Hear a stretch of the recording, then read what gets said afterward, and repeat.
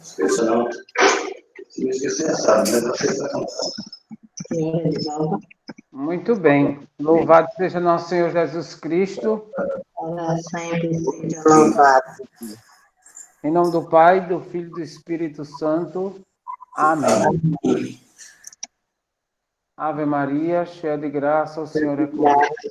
Vós entre as mulheres, e bendito é o fruto do vosso ventre, Jesus. Santa Maria, Mãe de Deus, rogai por nós, pecadores, agora e na hora de nossa morte. Amém. Em nome do Pai, do Filho e do Espírito Santo. Amém. Maria, Mãe da Igreja, rogai por nós. Por nós. São João Maria Vianney, rogai por nós. Pai, por nós. Muito bem. Louvado seja Deus por esse momento em que nós estamos aqui, em que nós nos encontramos para tratar das coisas de Deus, das coisas do alto. E, como a Karine já falou, nós continuamos a trabalhar as diretrizes gerais da ação evangelizadora da igreja, né? Quando a gente fala de ação evangelizadora da igreja, nós não estamos falando de nenhuma novidade, de forma alguma, né? Porque desde o princípio, ou seja, a partir de Jesus, o evangelho começa a ser anunciado. O evangelho, a boa notícia de salvação. Todavia, a palavra de Deus sempre foi anunciada. Por exemplo, neste tempo comum, nós estamos ouvindo os profetas, né? A leitura primeira da Santa Missa é sempre de um profeta. Já vimos Oséias, Miqueias, Amós, Isaías, agora estamos ouvindo, lendo, meditando o profeta Jeremias. Então, a palavra de Deus sempre foi anunciada.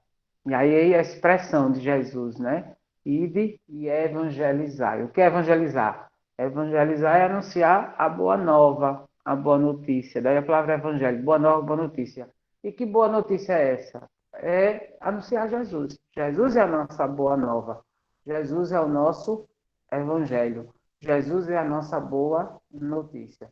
Mas, para que este anúncio aconteça, é preciso que se faça um caminho. Se estabeleça regras, orientações, um plano, um projeto. Daí a expressão diretrizes gerais, né? Da ação evangelizadora da igreja no Brasil, este país continental. Lá no capítulo 4, nós vamos ver uma citação bíblica dos Atos dos Apóstolos. Eu espero que vocês estejam com a palavra de Deus de posse, né? Da palavra de Deus. Estejam com a palavra de Deus nas mãos, porque nós vamos agora abrir o capítulo 8º dos Atos dos Apóstolos. Capítulo 8º dos Atos dos Apóstolos. A partir do versículo 4. O quarto versículo. Atos 8, 4. Muito importante essa passagem da Escritura, né? Lembrando que Atos dos Apóstolos é inspirado por Deus e escrito por São Lucas. Ele chega até a dizer, né, no meu primeiro escrito, no meu primeiro evangelho. Ele falou de um primeiro, porque os Atos dos Apóstolos realmente é o segundo livro que ele escreveu. Então, eu espero que vocês já estejam com a Bíblia em mãos. Tá certo? Vamos lá. Entretanto, aqueles que se tinham dispersado iam por toda parte levando a palavra da boa nova. Os discípulos partem em missão.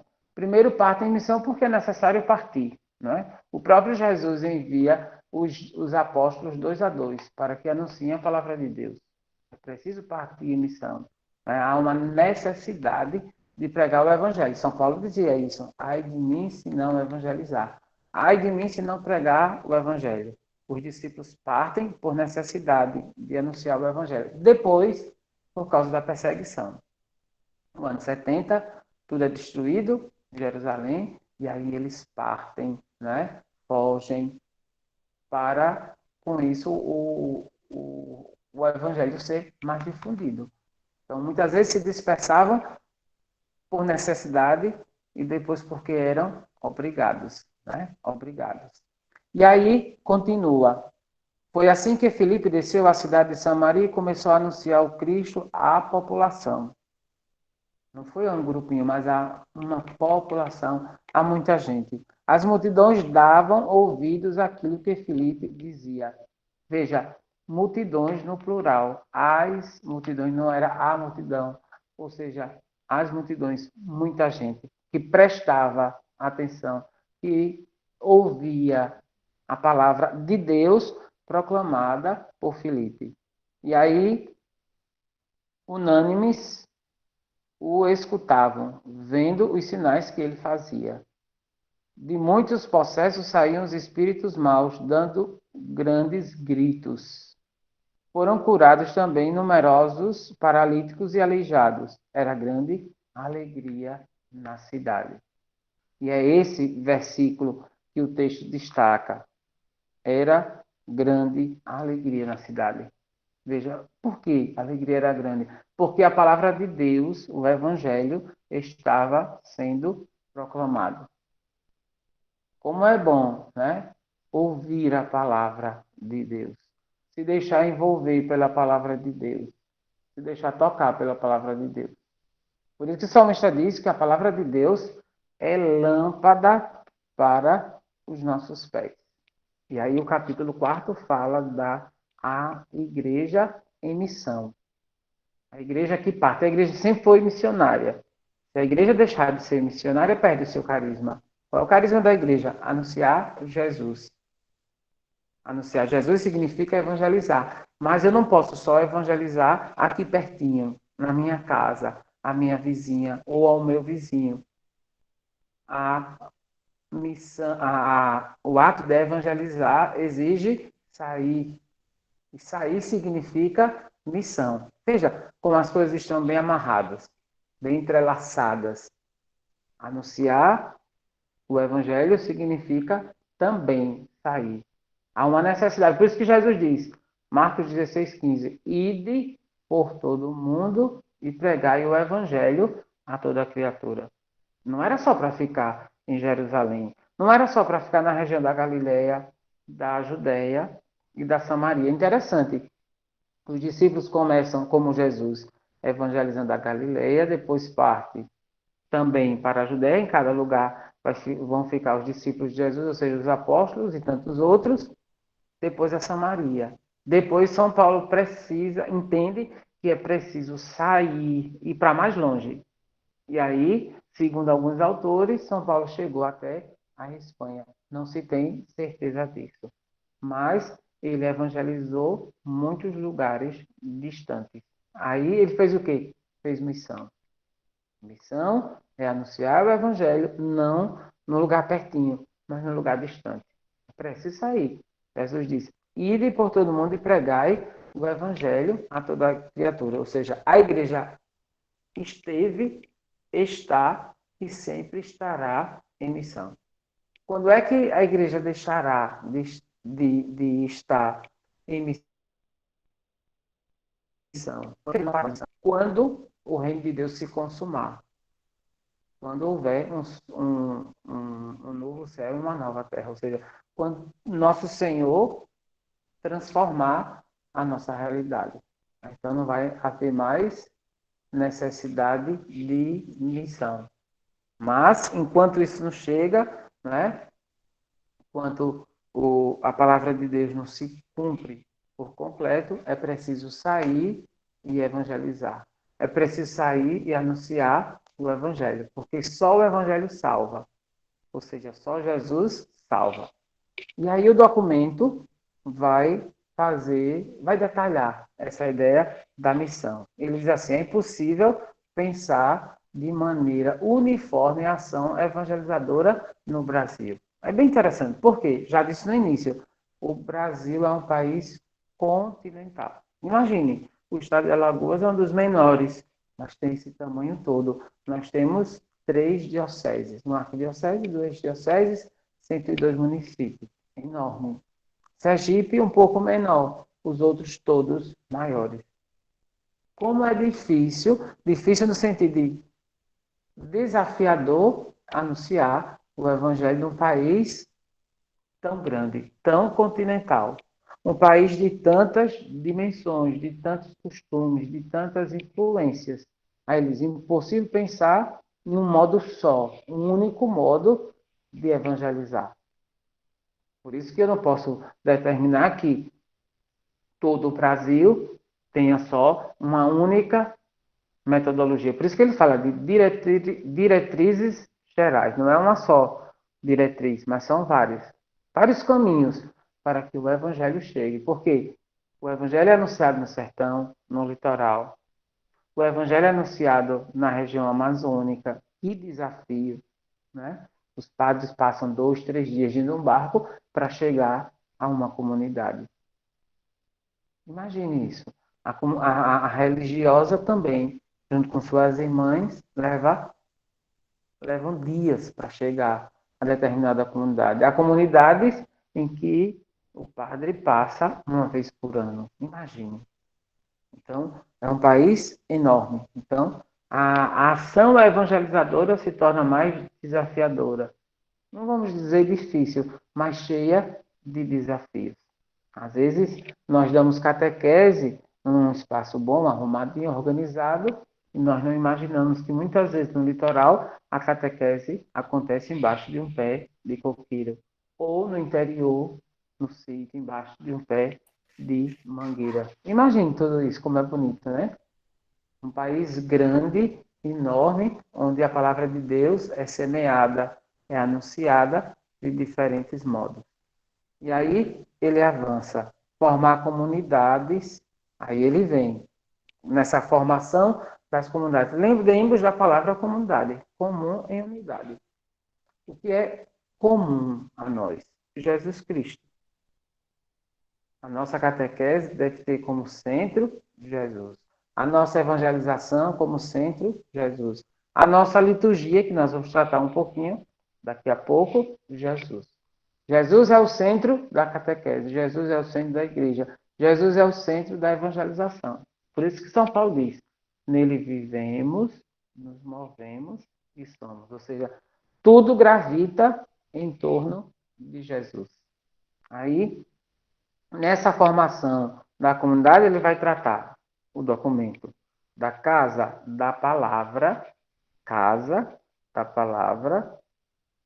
do pão, da caridade e da ação evangelizadora. Coisa interessante, não é? A comunidade, a igreja, é a casa da palavra. Como Jesus tinha essa necessidade, né, de formar uma comunidade. Formou a comunidade dos 12. E ali Jesus fez o quê? Ensinou a palavra de Deus. Lembremos das parábolas. Quantas vezes Jesus ensinou falando em parábolas? Quantas vezes Jesus pegou a comunidade dos 12, juntou e foi formando? Mais ou menos, desculpem, mais ou menos 3 anos de formação. Jesus formando aquela comunidade. A igreja é a casa da palavra, né, onde a palavra de Deus é anunciada. Por isso que em todas as celebrações litúrgicas se ouve a palavra de Deus. Nas celebrações do sacramento se ouve a palavra de Deus. Do batismo até a unção dos enfermos. O sacramento da crisma, na Santa Missa, que é o sacramento da Eucaristia, na celebração da penitência, numa celebração da penitência, você medita a palavra de Deus é proclamada, na celebração do matrimônio, na ordenação sacerdotal, diaconal, presbiteral. Veja, diante de alguém que está difícil a vida, a saúde, não é? Você proclama a palavra de Deus. Então, a igreja é sempre essa casa do pão. A comunidade é a casa, aliás, da palavra. É necessário ouvir a palavra. Catequistas, cristãos, nós precisamos tomar consciência de que a palavra de Deus vai fazer parte da nossa vida. Como? Todos os dias. Por meio da leitura e meditação dessa palavra. Já pensou passar o dia inteiro sem ouvir a palavra de Deus. E a palavra? A palavra é para nós, né? O farol. Para que serve o farol? A lâmpada, a lanterna? Para iluminar. Porque nós conseguimos transitar dentro da nossa casa, na rua, à noite, transitar bem, por causa da iluminação. Sem iluminação fica terrível. Como é que o cristão transita bem na sua vida? A partir da escuta ou leitura da palavra de Deus e da vivência. A gente ouve, medita e vive a palavra de Deus. Então, a palavra de Deus deve fazer parte da nossa história todo dia, toda hora. Cuidado, cuidemos com desse detalhe que é tão importante. A comunidade é a casa do pão. Eu devo ouvir a palavra de Deus. E a palavra de Deus deve iluminar a minha vida.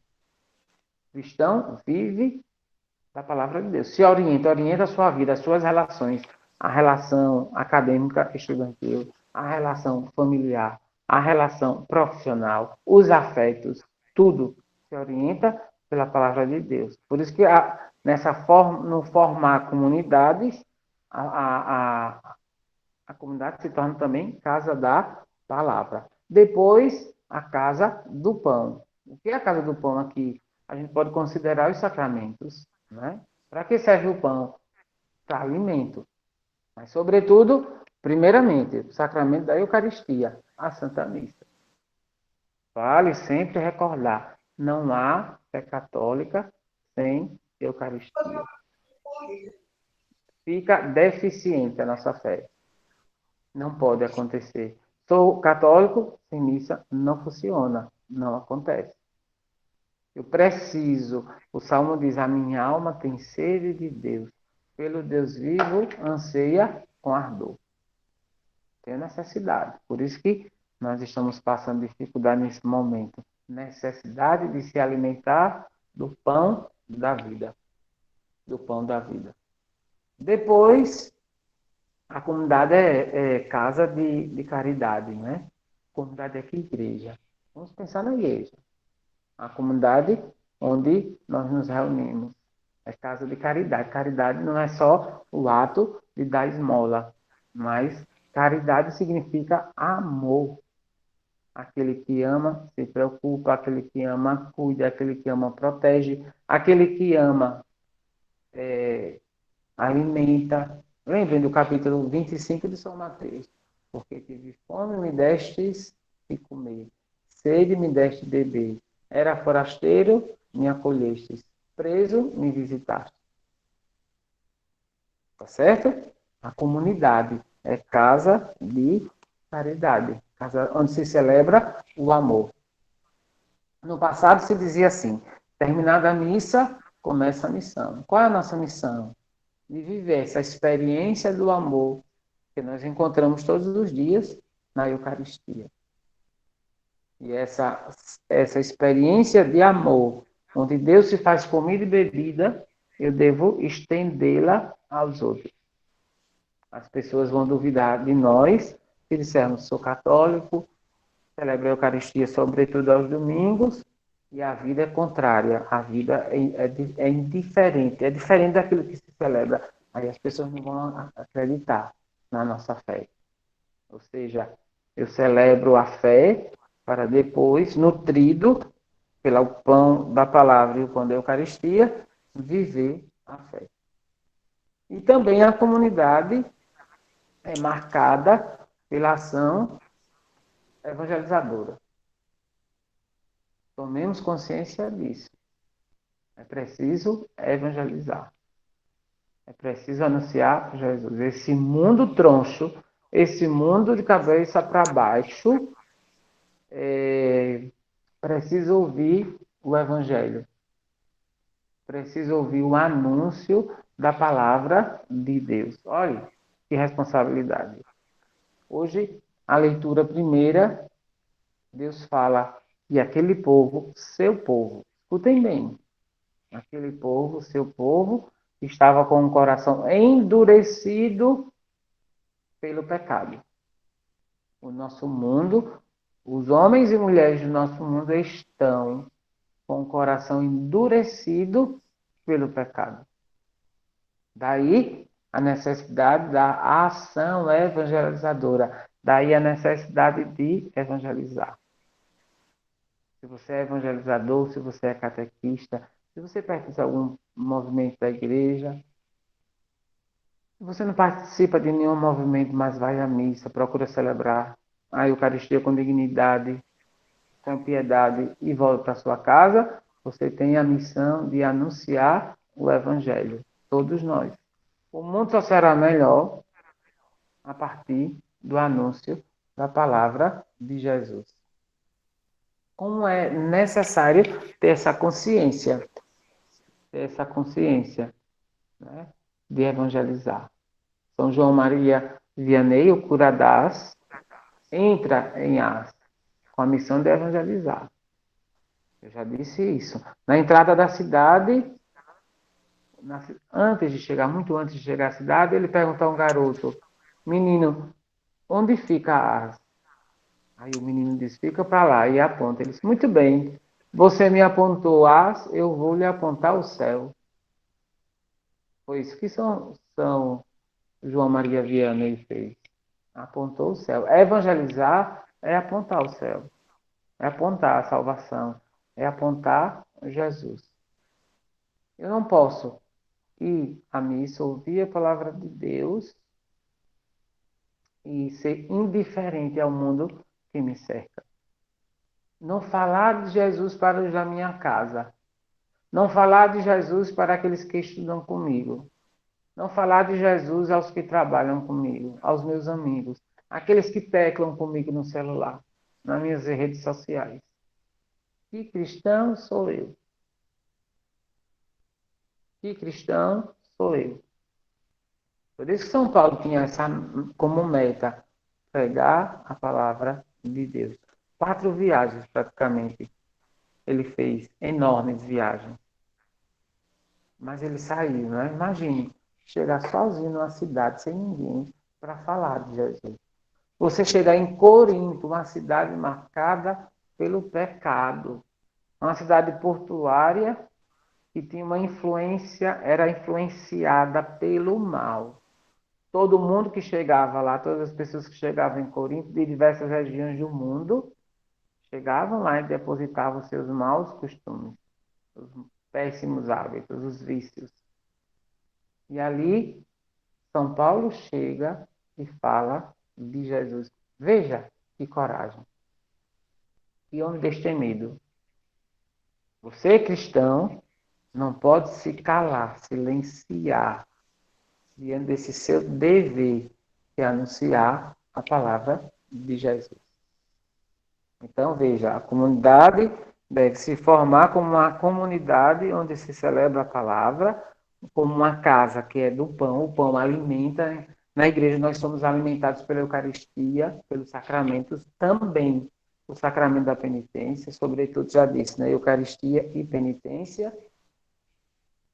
A comunidade é casa de caridade, onde se celebra o amor, o perdão e a misericórdia, onde se inclina sobre o outro, né, com olhar de amor, de generosidade, de compaixão, e essa comunidade me impulsiona a evangelizar, a anunciar o santo evangelho. Depois ele diz assim: espaço de encontro, onde se celebra tudo. Aí ele usa uma expressão bonita. Ele diz que a comunidade é um espaço, é um oásis de misericórdia. Que expressão bonita, né?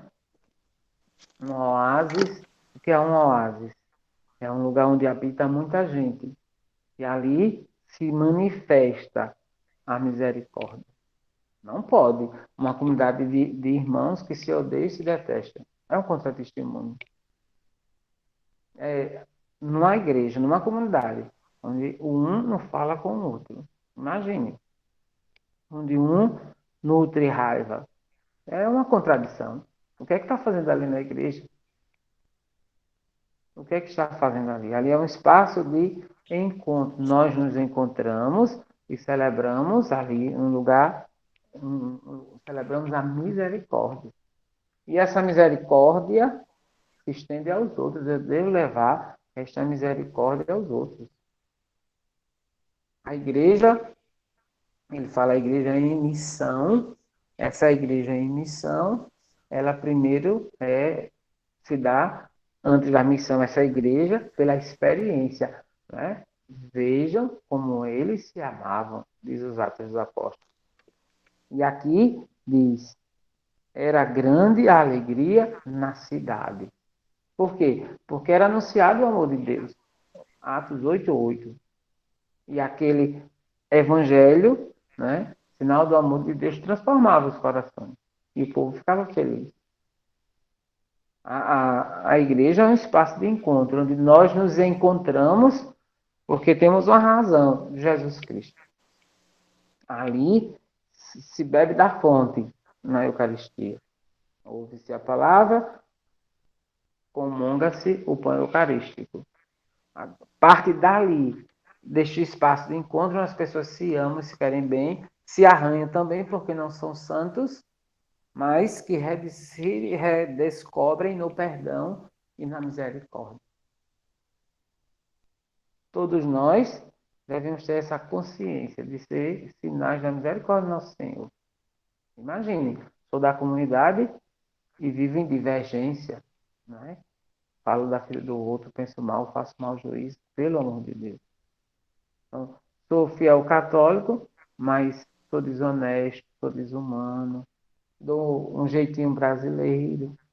Um dia desse uma pessoa me disse assim, mas eu precisei molhar a mão. Molhar a mão significa subornar o outro. E essa pessoa não é católica, mas é de outra igreja. Mas coisa feia. Pessoa que proclama Jesus e usa certos subterfúgios, né? Desonestidade. Isso não está de acordo Gostou bastante, não. com essa ideia de misericórdia, né? Depois, um lugar de ternura. Como é importante isso, sermos ternos. E se nós observarmos no Evangelho a ternura de Jesus. Com Pedro, Jesus diz assim: eu orei por ti. Jesus diz a Pedro, para que tu não desfaleça, para que o demônio não se aproprie de ti. Né? Na ceia, João, que coloca a cabeça no ombro de Jesus. Expressão de ternura. Depois, Jesus que perdoa Pedro. Ele traiu e negou Jesus 3 vezes. Depois, uma cena bonita. Lá, a pecadora, aquela mulher. Jesus vai até o poço, tem uma mulher lá. E aquela mulher não tinha uma reputação muito boa. Mas Jesus foi conquistando, conquistando, conquistando, conquistando, até quando conquistou.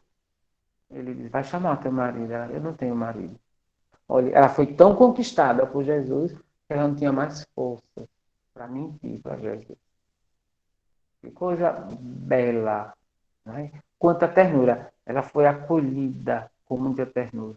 Zaqueu, ele é um baixinho muito rico, riquíssimo, às custas da miséria alheia, da desonestidade. Jesus olha para ele, fixa o olhar nele, e aí diz, eu hoje vou fazer uma refeição na sua casa. Jesus nem se convidou, Jesus não foi convidado, ele se convidou. Aí parte Jesus para a casa de Zaqueu. E ali Jesus fala, com certeza, da palavra de Deus. E aí, ao falar da palavra de Deus, falar do Evangelho, Zaqueu foi seduzido. Zaqueu foi seduzido e se converteu, se arrependeu. Vou dar metade dos meus bens e vou restituir os que eu roubei. Veja, isso é sinal da ternura. A igreja é lugar de ternura. A nossa comunidade é lugar de ternura. Precisamos ser ternos, ternura, levar o outro, não é? Pela alegria, pela misericórdia, né? Com paciência. Quanto nos falta isso. Depois é o lugar das famílias, né? Onde a gente deve ter uma atenção toda especial. Vocês que são catequistas, eu não digo nem vocês, eu como a Karine falou, né? Ela disse, foi coordenador da catequese na paróquia Nossa Senhora Auxiliadora. Antes de tudo isso, viu, Karine? Eu fui catequista, né? Fui catequista, pronto. E continuo catequista, porque catequese significa fazer eco. Fazer eco da palavra de Deus. E nós, catequistas, estamos lá lidando com os catequizandos. Não só crianças, viu? Crianças, adolescentes, jovens, adultos e idosos. E temos como, com muita dificuldade muitas vezes, alcançar as famílias, dar uma atenção especial às famílias, visitar as famílias, ir ao encontro das famílias, falar de Jesus na casa do catequista, trazer a família para a igreja, convidar. Por quê? Porque a igreja também é um lugar onde a família é acolhida. E lembre que a família é a base, é a base. De onde surgiu o padre? A família. De onde surgiu o catequista? Ele surgiu de uma família. Embora a família professasse ou não professasse a fé, o catequista sai de uma família. Aquele que anuncia a palavra de Deus sai de uma família. Então, o lugar da família é muito importante. Na igreja, há um lugar especial para a família. E como é bonito esses movimentos que trabalham a evangelização do casal, que, por consequência, trabalham a evangelização da família. Esses que participam de equipes de Nossa Senhora, SCC, e por aí vai, esses movimentos de casais, né? Chegam, muitas vezes não participam de nada na igreja, começam a se envolver, trazem os filhos, e aí há verdadeiras conversões. Conversões. Então, trabalhar a família. Como catequista, como anunciador da palavra de Deus, eu devo me preocupar com a família daqueles que eu anuncio a palavra. Eu devo me preocupar com a família daquele que eu faço eco da palavra. Né? Sou catequista dos meus catequizandos. E a família dele? Como é que está? Eu procuro me inteirar da família, né? Às vezes, seja criança, e criança reflete muito isso, mas também adultos, jovens. São reflexos da família que possui, da família que tem. Então, valorizar a família, né? Valorizar a família. Convidar a família para experiências de oração, rezar com a família. Um catequista que marca um texto na casa da família, vai lá, reza o texto, lê a palavra de Deus, faz isso em 1 hora, não precisa muito tempo, não. Reza o texto, faz a meditação do Evangelho, anunciou o Evangelho. Tenho certeza que depois daquela experiência de oração, daquela experiência com a palavra de Deus, aquela família não será mais a mesma. Então, na igreja, na comunidade, há um lugar todo especial para a família. Depois, a comunidade é um lugar de portas abertas, né? E é interessante, que é portas abertas mesmo, né? Sempre portas abertas. Ou seja, o que é que significa portas abertas? A igreja é a casa de Deus, onde os seus filhos se reúnem. E aí não pode haver obstáculos. Todos podem entrar. Todos podem entrar. Quantas experiências eu já fiz como padre de acolher pessoas de uma vida assim difícil, né? Imagina, teve de tudo já, viu? Hoje eu completo 11 anos de padre. Hoje é dia do padre, hoje é dia do pároco e hoje eu faço aniversário, 11 anos de ordenação sacerdotal. E aí eu faço aqui uma retrospectiva. Quantas pessoas eu já acolhi de uma vida assim, meio de cabeça para baixo? Gente que já matou, gente que já defraudou, desviou, gente que já fez aborto. Imagine. Gente que adulterou, gente que criou confusão, que não sei o quê, gente que não professava a fé. Imagine. Gente com uma mentalidade toda contrária à palavra de Deus, embora se dissesse cristão, alcoólatras, viciados, dependentes, e por aí vai. E aí a gente vai fazer o que com esse povo? Fechar a porta? De jeito nenhum. A comunidade, né, a igreja, é um lugar de portas abertas, ou seja, um lugar onde acolhe. Cuidado, porque às vezes nós trazemos certos preconceitos, algumas ideias que precisam ser purificadas pelo Evangelho. Até ideias revolucionárias. Né? Às vezes a gente olha para o nosso irmão com aquele olhar de preconceito, rotulando o irmão. E aí a gente não mergulha no outro. Ou seja, não busca a riqueza interior que o outro pode apresentar. Pensemos nisso, como é interessante. A igreja é um lugar de portas abertas. Sua catequese deve ser um lugar de portas abertas. Não é só porque a porta está fechada, não. Mas uma catequese que acolhe a todos. Que não condena ninguém, como Jesus fez. Jesus não condenou. Jesus diz à mulher pecadora: ninguém te condenou, prestes a ser apedrejada. Né?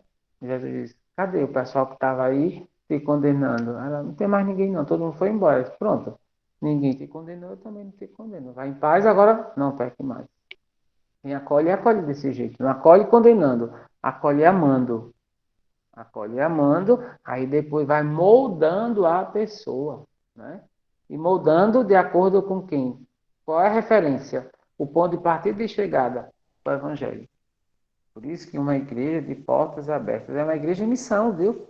Não deixa de ser igreja em missão. A ideia do acolhimento. A gente precisa ter muito cuidado, porque às vezes chega um povo na nossa igreja, chega, falar, sai e a gente não sabe nem quem é. Tenhamos cuidado em saber o nome das pessoas, de onde elas vêm, né? Quem são elas? Às vezes as pessoas acham que a gente não sabe quem é, quem vem, mas é preciso ter esse cuidado. Eu, como padre, com o meu povo, é difícil, viu? Porque é muita gente, mas eu tento bastante. Você, como catequista, você, como anunciador da palavra de Deus. Procure conhecer o seu povo. Isso é ser uma igreja de portas abertas. Depois, ele vai falar dos pilares da comunidade. Ele disse, pilar da palavra. Essa ideia que nós já refletimos. A palavra de Deus deve ocupar na nossa casa um lugar de destaque, mas, sobretudo, no nosso coração. É preciso, minha gente, ler a palavra de Deus. Estudar a palavra de Deus. Só se ama aquilo que se conhece. Imagine São Jerônimo. Ele entra numa caverna e passa quase a vida dele toda numa caverna a rezar e a traduzir a Sagrada Escritura do hebraico, do grego para o latim. Imagine. Que homem amante da palavra de Deus. A gente deve ter trazer, nutrir esta santa obrigação da meditação da palavra de Deus. Devo conhecer a palavra de Deus. Conhecer a palavra de Deus, na língua dos judeus, significa amar. Devo amar a palavra de Deus. E cada vez mais, entre aspas, perder tempo com esta palavra de Deus. Quanto tempo você reserva para a leitura, a meditação, a escuta, a interiorização, o estudo da palavra de Deus? Quanto tempo você reserva na vida? Então, a comunidade deve ouvir, meditar e viver a palavra de Deus. Depois, essa ideia, né, que é nova, assim, e não é nova, da iniciação à vida cristã. Nós estamos retomando aquilo que a igreja sempre viveu. Há muita gente que foi batizada por aí, mas que perdeu o sentido da fé. Se iludiu com muita coisa no mundo. E aí o que aconteceu? Jesus passou a ser só uma ideologia, uma pessoa boa, agradável, que fez o bem e que falou do amor. Mas Jesus não é só isso. Jesus é o nosso Salvador. Ele é Deus que se fez homem, fez a nossa experiência e morreu na cruz para nos salvar, para nos dar vida. E aí, essa ideia da iniciação à vida cristã. Muitos não são batizados, eles não receberam o sacramento da Eucaristia, não são crismados, outros não se confessam, outros estão na igreja, mas não conhecem nada, não receberam o sacramento, são casais, mas não receberam o sacramento do matrimônio. Então é preciso introduzir o nosso povo a esta iniciação à vida cristã, para que a fé seja uma fé viva, uma fé consciente, uma fé firmada na rocha. Quem é a rocha? Jesus Cristo. Jesus Cristo. Depois, os pilares, dentro desses pilares da comunidade, a animação bíblica da vida e da pastoral. A vida dinâmica, né? Essa a animação bíblica significa o incentivo, animar o outro a viver essa comunhão com a palavra de Deus. Eu digo comunhão mesmo. Levar você, catequista, nos seus encontros. Nunca significa nunca. Nunca pode faltar a leitura da palavra de Deus. Nos seus encontros, no encontro de igreja, não pode faltar a proclamação da palavra de Deus. Numa reunião de grupo, de movimento, não pode faltar a palavra de Deus. Sobretudo na catequese. A palavra de Deus não pode faltar. Todo encontro de catequese, todos os dias, né, uma vez por semana, que você se reunir com os seus catequizandos, não pode faltar, não deverá faltar a palavra de Deus. A animação da vida, a animação bíblica da vida e da pastoral. A palavra de Deus motiva a nossa vida. Depois, aí ele vai retomar aquelas ideias. O pilar do pão, e aí ele vai tratar da liturgia e da espiritualidade. É muito bom, é muito importante ter esse cuidado com a questão da liturgia. A liturgia é algo muito sério. E o pontual da liturgia é a celebração da Eucaristia. A nossa fé não se torna uma fé viva sem a celebração da Eucaristia. Estou falando da missa. E, por extensão, os outros sacramentos. A gente não precisa fazer uma missa atraente. Eu acho tão interessante, me intriga quando as pessoas dizem assim, aquela missa daquele padre é tão bonita, né? Ou aquela missa é de cura e libertação, ou é a missa da misericórdia, né? Esses títulos que são dados, assim, não caem bem nos meus ouvidos e no meu coração, né? O que é a missa? A missa é a celebração do amor de Deus. A missa, entrar na missa, significa fazer a experiência do céu. Naquela experiência do céu, eu já disse, ouço a palavra de Deus, peço perdão, proclamo a minha fé, louvo a Deus e recebo o pão eucarístico. Às vezes há muita invenção, muita novidade que não há necessidade. Nós devemos conduzir o nosso povo a participar com dignidade da Santa Eucaristia, sem muito barulho, sem muita agitação, sem muito, né? Para que o povo faça uma experiência de Deus. Conscientizar o outro que já fez primeira comunhão, que já se confessa, a fazer uma excelente confissão, a se deixar mergulhar, envolver pela misericórdia de Deus. E aí daí surge uma espiritualidade. A palavra espiritualidade vem do Espírito. O que é o Espírito? É aquilo que nos liga a Deus. Devo alimentar a minha espiritualidade. Primeira coisa, oração todos os dias. Se eu não rezo, eu não posso compreender o que Deus quer para mim. Se eu não rezo, eu não sei por onde ir. A necessidade da oração. Você para todos os dias para rezar, para estar na presença de Deus. Você reza o texto, medita a palavra de Deus. Ouve sempre uma pregação. Vai à missa, né, pontual da sua fé. Então, liturgia e espiritualidade são duas coisas que caminham. Eu ia dizer, mas terminei não falando. Os cristãos no passado diziam, terminada a missa, começa a missão. Eu me nutro da palavra de Deus, eu me fortifico da Eucaristia para anunciar Jesus. Só que eu não posso me separar da Eucaristia. Ou seja, eu saí da igreja, ouvi a palavra e comunguei Jesus, mas ele vai comigo. A sua palavra, como um feixe de luz, vai me iluminando. Eu vou vivendo aquilo que eu celebro, sobretudo aos domingos. Depois, por isso, pilar do pão. Pão aqui é alimento, é comida. Eu me nutro da palavra de Deus na Eucaristia. Eu me nutro do pão de vida eterna. Quem come deste pão viverá eternamente.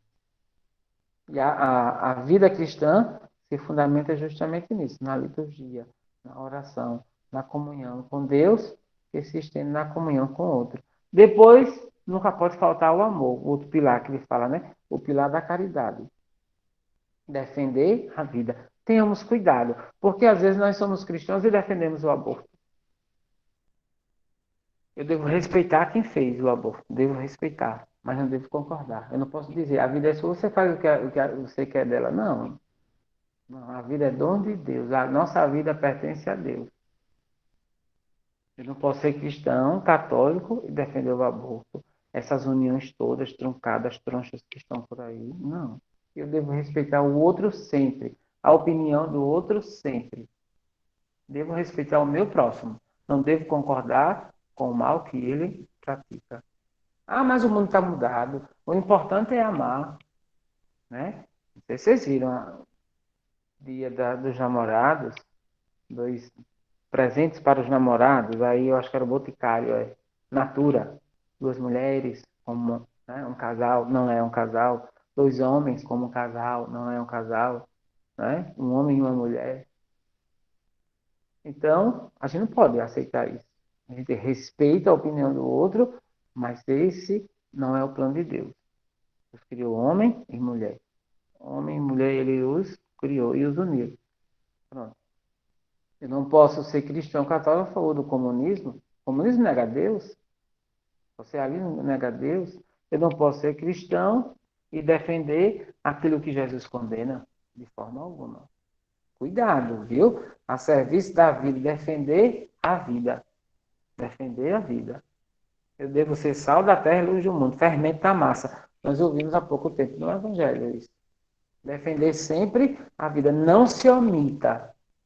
Não se omita. Defender a vida. Defender a causa de Jesus. O cristão não pode se calar diante do erro.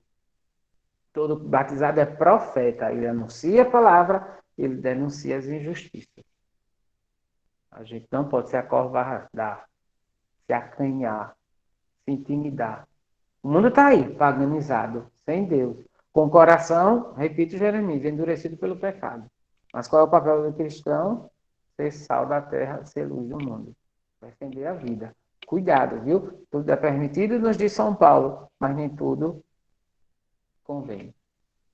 O outro pilar é a ação missionária. Meus irmãos, a igreja chegou até nós, o evangelho chegou até nós por causa de homens e mulheres corajosos que saíram de si para anunciar a palavra de Deus. Aqui no Brasil, José de Anchieta e tantos outros. Deixaram Portugal, deixaram a sua terra e vieram para cá. Imagine isso. São Maximiliano Kolbe, que vai para o Japão anunciar a palavra de Deus. São Francisco Xavier, também China, Japão, aquela região. São Francisco que vai evangelizar na África. Imagine. Homens e mulheres que sentiram um impulso de anunciar o evangelho. A ação missionária consiste em levar a boa nova. A boa nova do evangelho. Por exemplo, aqui e agora. A boa nova do evangelho está sendo anunciada. Se servir desses mecanismos, viu? Que são bem interessantes hoje. Imagine, eu hoje dizia isso a alguém, eu conversava com alguém. Se as mídias sociais nesse período, se não existissem, né? Como nós alcançamos muitas pessoas? Esse não é o ideal. Mas, como nós alcançamos muitas pessoas por meio desses momentos formativos, esses encontros, essas palestras, essas reuniões. Como é importante. São João Paulo escreveu, né? Evangelizar com novos métodos, com novas expressões, com novas atitudes. É isso que a gente tem feito. É isso que nós estamos fazendo. Aí depois ele vai concluir dizendo: a Igreja do Brasil, a conclusão, ajudar a Igreja do Brasil a responder aos desafios da evangelização. Essa é a meta. Responder aos desafios da evangelização. Não se acanhe, eu repito. Não fique dizendo, eu não sei fazer nada. Peça a graça, reze, peça a luz do Espírito Santo para que você anuncie a palavra de Deus como catequista, como evangelizador, num grupo de jovens, num movimento de casais, numa pastoral. Anunciar Jesus é a meta. Então, as diretrizes da ação evangelizadora da igreja se baseiam nisso. Você já estudar, eu já venho estudando um tempinho bom, e eu acho que a grande mensagem é essa. Ai de mim se não pregar, se não evangelizar, se não anunciar o evangelho. Mas é preciso estudar. Precisamos tomar essa consciência, porque saco vazio não se mantém em pé. Para ser bom no exercício da evangelização, eu preciso estudar a palavra de Deus, os documentos da igreja, a doutrina da igreja. Não posso fazer de qualquer jeito. Não é o que eu acho e o que eu penso. Eu anuncio Jesus. E quem me dá essa credibilidade para anunciar é a igreja. É a igreja que me informa, me prepara e me envia. Mas eu preciso também ser o protagonista dessa formação. Eu tenho que querer. Eu tenho que querer. É importante querer, primeiro, se formar. Jesus passa mais ou menos 3 anos formando os discípulos. Eles são testemunhos oculares. Eles ouvem Jesus falar da palavra de Deus. Eles são formados e depois enviados. E assim muitos passaram a conviver com São Paulo, primeiro se formando. Depois, quando São Paulo via que eles estavam no ponto, São Paulo os enviava em missão. E assim a igreja chegou até nós. Então, há muitos desafios na evangelização. Peçamos a luz de Deus. Peçamos que nosso Senhor nos inspire a anunciar este evangelho. Se alguém tiver alguma dúvida, quer fazer alguma pergunta, alguma observação, é o momento, tá certo? O tempo passou rápido e a ideia é essa, né? Da igreja em missão. Fala, Karine. Não sei se é a Karine. Padre, tem uma pergunta aqui no chat da Vera. Ela pergunta assim: a que o senhor atribui a ausência dos catequizandos após receberem os sacramentos da Eucaristia e do Crisma? Vamos por parte. Se nós estivermos falando das crianças, né? Você falou após a catequese de primeira comunhão, muitas vezes, porque eles não têm vontade própria, esse afastamento se dá por causa da família. Daí a necessidade de fazer um bom trabalho com a família. A catequese hoje não pode só ser pensada para o catequizando, mas essa catequese tem que ir ao encontro da família, certo? Porque às vezes eu fui catequista e continuo ouvindo, né? Dia de catequese, muitas vezes eu vou lá para conversar com os meninos, é meio difícil fazer isso todas as vezes, mas escuto, por que você não vem a missa? Ah, porque meu pai não me traz, porque minha mãe não me traz, né? Depois, quando é adulto, quando é crismando, já jovem, né? A partir de 14, 15 anos, então você tem gente 16, 17, 18, 19, por aí vai. Muitas vezes é desleixo mesmo. É por isso que a catequese tem que ser atraente. A catequese não pode ser aula. A catequese é encontro. E ela deve atrair para Jesus. Então, quando é criança, 10, 12 anos, muitas vezes o problema está na família. Muitas vezes a criança é atraída por muitas coisas. Aí se deixa levar pela onda do jogo de videogame, de não sei o que, não sei o que, não sei o que. Mas nós devemos nos preocupar com a catequese eficiente, que anuncie de verdade a pessoa de Jesus. Depois, há um fator importante.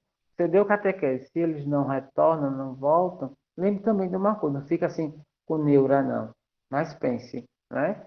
Um é o que planta, o outro é que colhe e é Deus que faz crescer. Mas a semente foi lançada. Não se desespere, viu?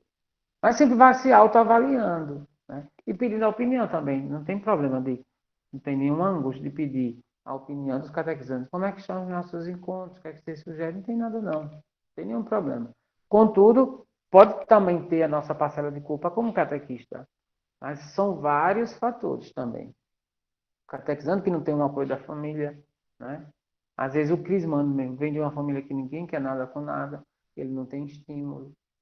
Então, são muitas as questões. Então, atribuir a só um aspecto é meio complicado, né? Então, é um mundo que oferece, como diz o canto, caminhos demais. E as pessoas, às vezes, ficam seduzidas. Se não estiverem, como eu já disse, firmadas na rocha, fica complicado.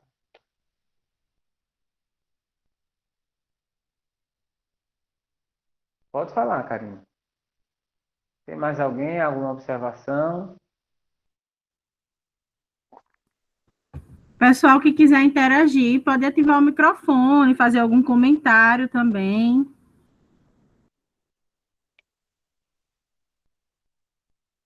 Aqui não valem. Calem-se para sempre, né? Padre, Oi. Padre, boa noite. Olá. Meu nome é Vera, eu sou de São Paulo, Pindamonhangaba. Aqui eu fiz essa pergunta porque hoje eu estou como coordenadora de catequese, mas estou há 3 anos trabalhando com a catequese, e eu percebo que eles vão chegar, que eles passam pelo sacramento e depois tem um grande afastamento da igreja. Hoje, aqui na minha região, na minha cidade, nós temos a igreja de velhos, né? Não que os velhos não tenham que ir para a igreja, mas as igrejas, as igrejas estão mais formadas por velhos.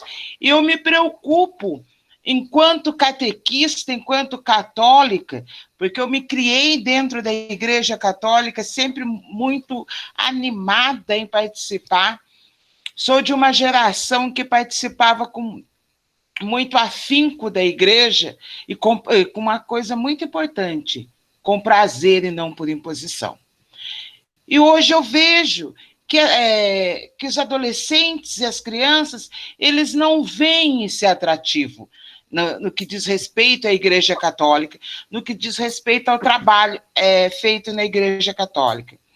Uma das falas do Senhor, quando o Senhor fala assim, que evangelizar é apontar Jesus, é uma das coisas que nós conversamos muito aqui. E eu acredito que talvez falte isso. Hoje eu acredito que talvez esse apontamento, né, do Cristo que vive em mim para os meus catequizandos estejam faltando. É muito complicado. Uma outra da fala do Senhor, quando o Senhor fala que catequese não é dar aula, que o encontro de catequese não é dar aula, é uma das coisas que é muito importante. Porque meu pai, que foi meu catequista, né, que me apresentou a igreja, que me levava na igreja, que fez a minha catequese, meu pai não trabalha mais com isso, devido às doenças dele, mas o meu pai sempre falou assim, mostre o amor que você tem por Cristo, mostre o amor que você tem pela faça com que sua fé transborde pelos seus poros, para que os outros também sintam isso. E hoje a gente vê muito na igreja, como eu já falei no encontro passado, católicos ritualistas, católicos mais preocupados com os cargos, com que eu sou em aparecer do que em fazer. Quando o senhor fala, né, que o encontro catequético não pode faltar a palavra de Deus, esse entendimento da palavra de Deus, padre, muitas vezes tornou-se restrito somente na missa e a cargo do padre. O catequista, muitas vezes, ele não está preocupado em ler a Bíblia em casa. Eu não sei na região de vocês, eu estou vendo pela minha região aqui. Ele não está muito preocupado com isso. Outra coisa que me marcou é ouvir a palavra de Deus e viver essa palavra de Deus. Não guardar só para você, sabe? Transformar, sair, aclamar e falar. Engraçado que se a gente vê uma fofoca no Face ou uma receita boa no YouTube, a gente conta para todo mundo. A gente sai falando para todo mundo. Mas quando é para falar de Deus, a gente se sente envergonhado. A gente se fecha, né? Nós temos vergonha de sentar e conversar com o vizinho e falar com ele um pouco desse amor que a gente tanto bate no peito, que sente e que vive, que é esse amor a Cristo. quando o senhor fala que a comunidade se forma pela comunhão da palavra, pela caridade, pelo amor, é uma extensão bem grande, né? Porque viver em comunidade é eu aceitar o outro com as suas peculiaridades.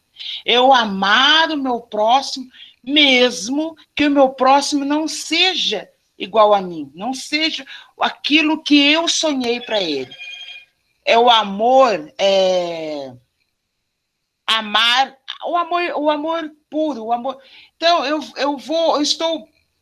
participei do encontro passado, estou tentando juntar as coisas, montar as coisas para que eu possa passar até para as outras pessoas que não estavam aqui.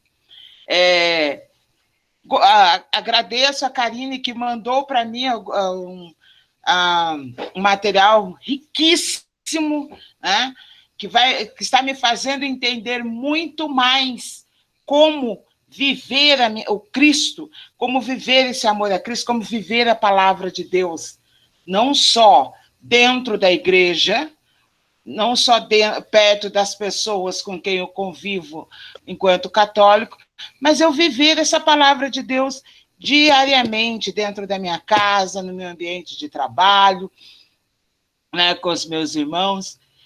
Eu acho muito legal quando se fala na Eucaristia, porque por muito tempo eu li sobre a vida de São Tarcísio.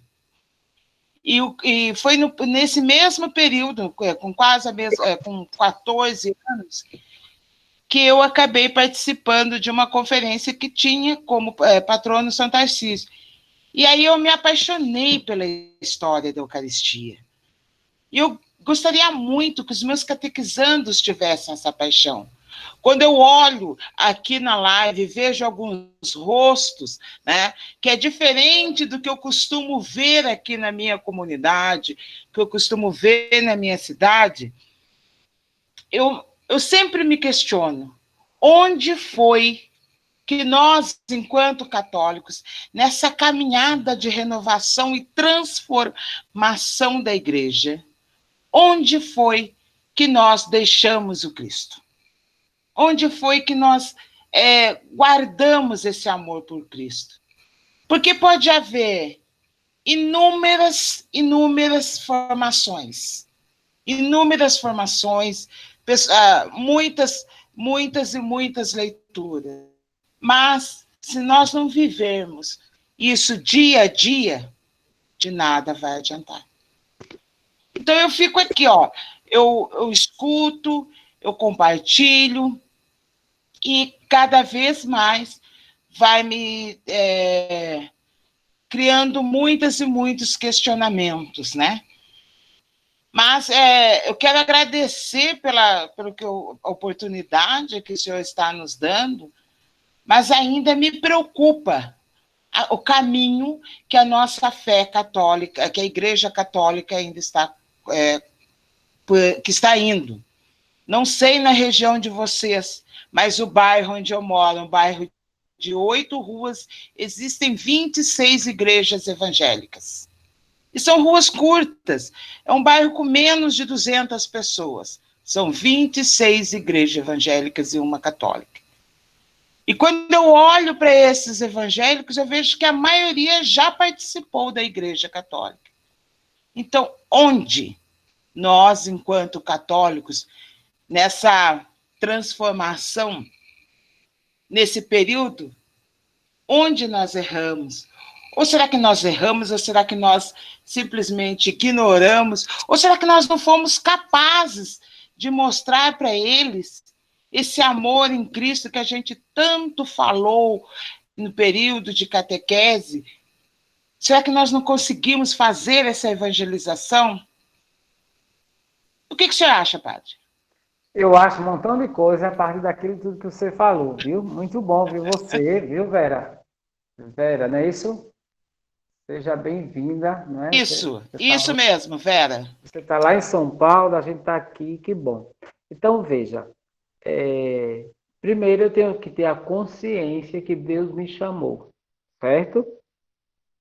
E Se ele me chamou, é porque ele me conhece, certo? E aí eu devo fazer a minha parte, fazer a minha missão. Então, se ele me chamou, eu sei que ele me chamou.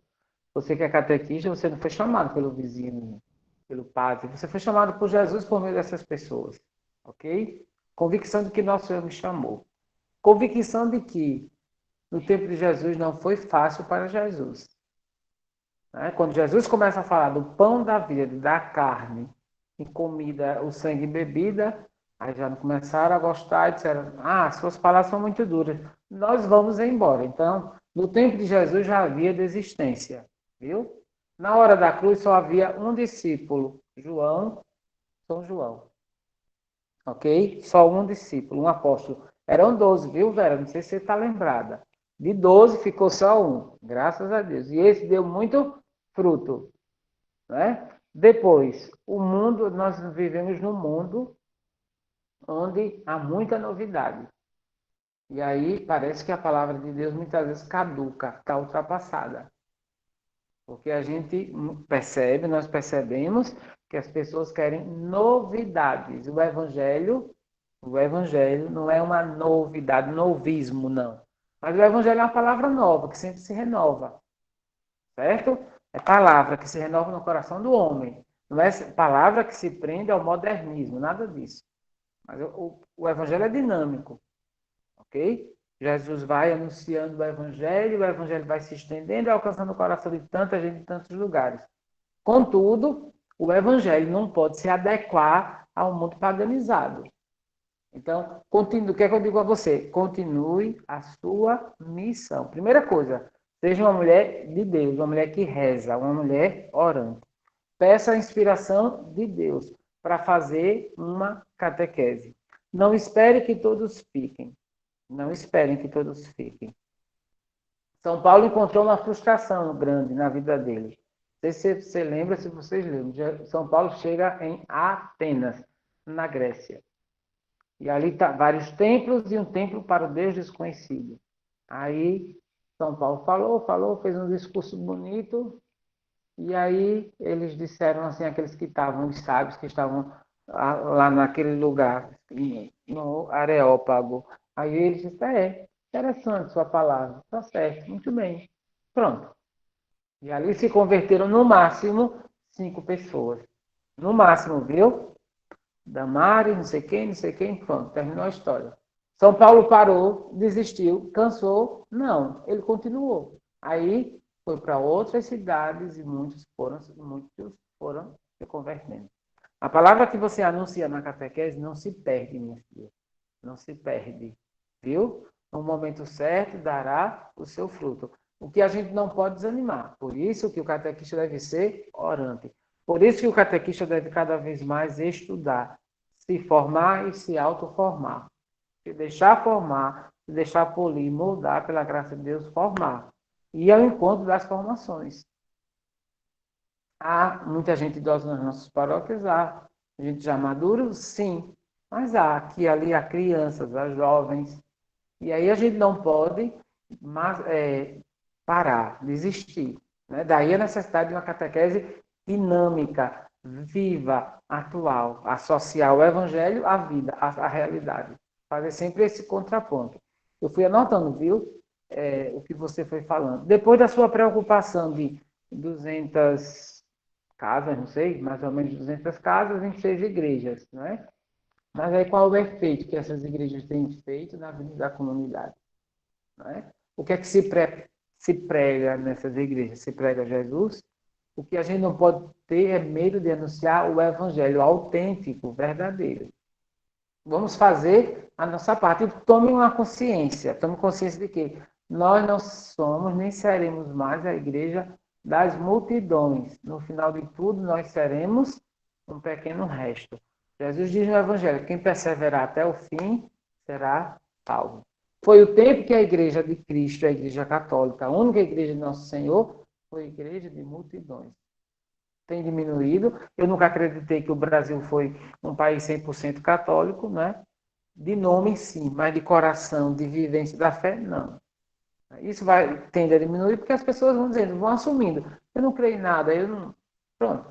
E, como diz a palavra de Deus, no final ficará um pequeno resto, aqueles que foram fiéis.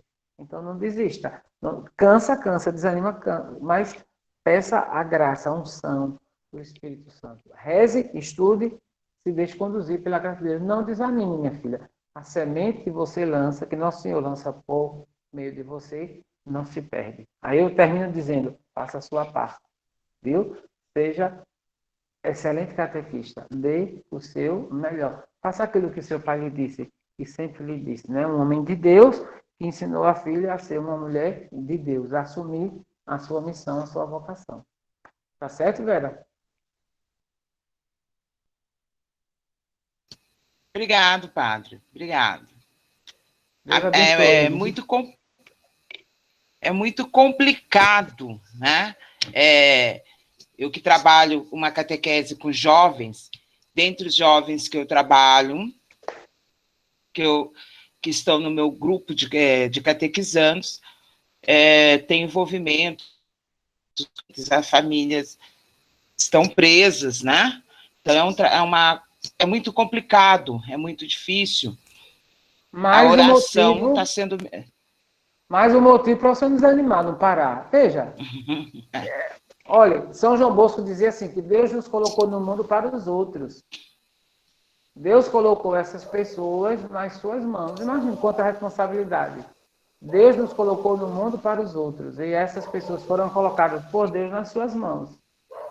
Então, na catequese, momento de adoração, ir ao Santíssimo Sacramento, rezar com esse povo, falar da palavra de Deus, trazer a vida deles e confrontar com o Evangelho, tudo isso é um ganho. Não se preocupe não, minha filha. Faça a sua parte e Nosso Senhor vai agir. Agora, essa experiência toda que você tem vivido, agradável, desagradável, Jesus viveu, os apóstolos viveram, a igreja tem vivido ao longo desses 2000 anos e a igreja existe e não parou de caminhar. Tá certo? Nosso Senhor conta com seu vigor e a sua disposição e esse seu amor por ele e, por consequência, pela causa dele. Amém. Amém. Amém. Padre Valmir. Sou eu. Maxwell, aqui da Paróquia Santa Luzia. De antemão, em nome dos paroquianos que estão presentes hoje nessa formação, queremos parabenizá-lo aí pelo seu 11º ano de ministério sacerdotal, né? O senhor chegou aqui, inclusive, né, como diácono na nossa paróquia e recém-ordenado também para auxiliar o padre da época. E, pelos caminhos de Deus, está novamente conosco, administrando a paróquia, e nós queremos aqui, com muita alegria, parabenizá-lo.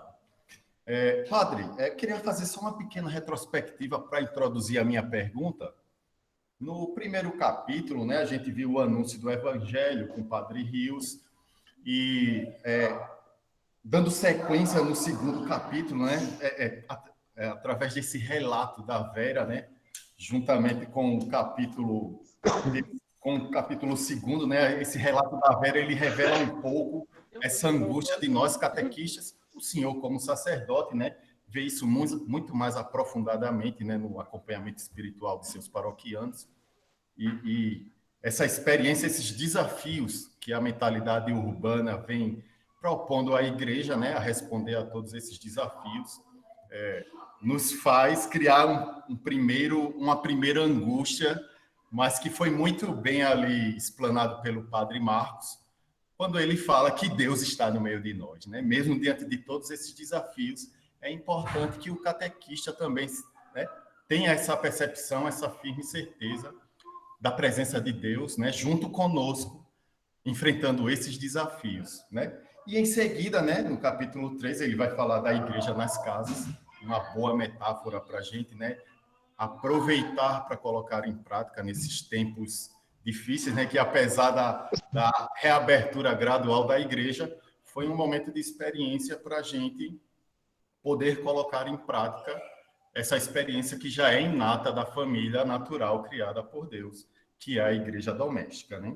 E aí o senhor vem, finalizando com o capítulo 4, a igreja em missão, né? E resumindo todo esse documento, a gente percebe um grande encaminhamento dessa igreja em saída. né? E aí a minha pergunta vem da seguinte forma, né? A igreja vem propor essas diretrizes, né, de uma igreja em saída, e eu queria que o senhor pudesse, né, destrinchar, né, se essas diretrizes estão sendo encaminhadas pelo fato da gente e a igreja constatar que o homem cada vez mais vem se sentindo dono, né, se colocando como centro das coisas, e a partir desse momento a gente não percebe a igreja mais como a igreja mãe, aonde o filho vai até ela buscar aquele ensinamento, né? E de certa forma, pelo homem se colocar no centro da sua vida, a igreja tem que tomar certas medidas como essas diretrizes de estar em saída e buscando aquele fiel, aquele filho que precisa ser ensinado, né, através da sã doutrina, através do magistério da igreja. Eu queria que o senhor pudesse abordar um pouquinho sobre isso. Muito bem. Maxwell fez o resumo do documento, né? Da ação evangelizadora da igreja. Muito bem. Primeiro, essa expressão, igreja em saída, né? É só questão de terminologia. Muito bonito, muito interessante essa expressão criada pelo Papa Francisco. Mas essa história, essa ideia de igreja em saída é a igreja que sai para a missão. É a igreja que retoma o que está escrito lá no Evangelho de São Marcos. Marcos 16, 15. Ide por todo mundo e pregai o Evangelho a toda criatura. É necessário, né? É necessário em tempos tão mundanos, em tempos tão pagãos, é necessário sair de si, sair do comodismo, sair da nossa vida cômoda para anunciar a palavra de Deus. Mas esse sair é coragem, esse sair é sinal de destemor, esse sair é sinal de compromisso. Por exemplo, dentro da minha casa, eu preciso fazer o exercício e de evangelizar, que é a igreja em saída. Quantos da minha casa, da minha família, ainda não conhecem a palavra de Deus? Né? Igreja em saída significa a igreja que anuncia o evangelho. Igreja em saída significa igreja que tem como missão levar a boa nova de Jesus. Nós não anunciamos uma ideologia, nem uma pessoa por uma pessoa. Nós anunciamos Jesus Cristo, uma pessoa, a pessoa de Jesus, o nosso Salvador. Então, às vezes é bom ter certo cuidado com determinadas expressões, né? Essa ideia da igreja em saída significa uma igreja que se preocupa com a missão. A igreja nunca perdeu isso. Olhem a vida dos santos. Nós vimos agora Santo Inácio de Loyola, né? Poucos dias agora em julho. Nós vimos ontem Santo Afonso, dia 1º, né? Santo Afonso de Ligório, né? Santo Afonso de Ligório. Homens, mulheres, né? Homens e mulheres que se preocuparam em anunciar a palavra de Jesus. Santa Teresinha, alguém me diz padre? Santa Teresinha também é a padroeira dos padres. Em partes é. Porque ela dizia assim, eu queria ser padre, eu queria ser diácono, eu queria ser bispo. Mas eu não posso, eu estou no Carmelo. Então o que é que eu posso fazer? Rezar. Tinha um espírito dentro dela, missionário. Então, tinha a ideia do ir evangelizar. Como ela não podia ir, rezava no mosteiro, no convento, né? No Carmelo, pelos que estavam em missão. Então, primeira meta na nossa vida, renovar cada dia essa experiência de amor com Nosso Senhor. Eu não posso falar de Jesus, anunciar Jesus, se ele não é não se tornou para mim uma experiência, eu não tive essa experiência de vida. Né? Então, por exemplo, você um dia foi namorado da Emanuele, sua esposa, hoje foi noivo e casou. E essa experiência de amor cada vez mais vai se concretizando, se tornando mais forte, mais bonita, mais madura. Eu preciso fazer uma experiência com o nosso Senhor. Como é que essa experiência se dá? Na oração. Preciso rezar. Depois, essa experiência nutrida pelo sacramento da Eucaristia, pelo sacramento da penitência, pela palavra de Deus. São esses os eixos. E depois de tudo isso, eu preciso testemunhar Jesus com a vida. Eu falo de Jesus, mas antes eu já fiz a experiência de viver Jesus. Mas essa experiência de viver Jesus é inquietante, por isso que eu preciso anunciar. Contudo, eu tenho um mundo endurecido pelo mal, pelo pecado. Você liga o jornal, o telejornal, e você, né, a gente dizia muito, espreme, espreme, só sai sangue, né? Só sai maldade, coisa ruim. Esse é o mundo que está aí fora. E é para esse mundo que eu preciso semear como semeador a boa nova da palavra, a boa nova, a palavra de Deus. Veja, 4 lugares, não é? A estrada, a semente é semeada, os pássaros vêm, semeados na estrada e levam, não é? Quantas pessoas ouvem a palavra de Deus e deixam a palavra escapar, né? Quantas pessoas ouvem a palavra de Deus, mas o coração é tão endurecido, se endureceu de tanta coisa, né? Quantas pessoas ouvem a palavra de Deus e até se animam, né? Mas deixam a palavra de Deus ser sufocada pelos prazeres da vida, pelos vícios, né? O que é o vício aqui? É o contrário da virtude. O vício aqui é aquilo que vicia, que sufoca, né? A palavra de Deus é sufocada. Mas quantos? E aí Jesus diz 30, 60 e 90. 30, 60 e 100 é.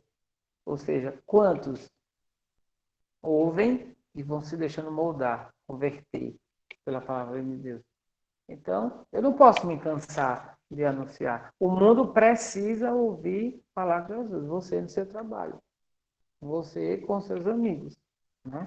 Essa ideia da igreja, não há nada de novo nessa ideia da igreja em saída. Né? Porque a igreja o tempo todo esteve em saída. Contudo, essa terminologia é importante. É lembrar que a igreja não é só um local onde os fiéis se reúnem, mas a igreja é um local onde os fiéis se reúnem, se alimentam, né? E partem para anunciar o evangelho. Aí retoma aquela palavra, depois da missa, a missão. A missão de viver e anunciar o evangelho. Essa é a ideia da igreja em saída. Certo? Não sei se ainda há alguma dúvida em relação à sua pergunta. Não, padre, estou contemplado.